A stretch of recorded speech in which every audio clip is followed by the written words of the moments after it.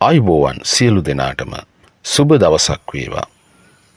අපේ YouTube channel එක subscribe කරන මෙන් කරුණාවෙන් ඉල්ලා සිටිනවා.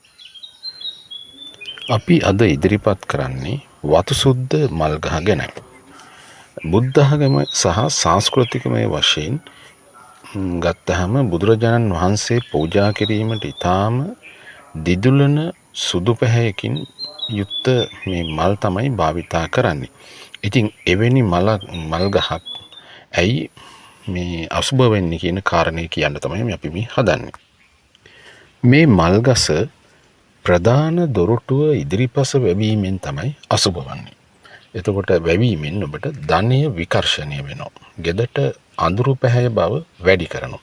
ඒ වගේම සාමය ඇතිවීමට බාධාවන් නැති කරනවා.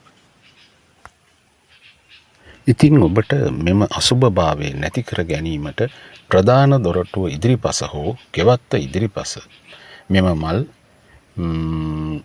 වැවීමෙන් වැළකීම තමයි සුදුසු වන්නේ. ඉතින් ඔබට මේක ගෙවත්තේ දෙපස වවන්න පුළුවන්, පිටිපස්ස වවන්න පුළුවන්.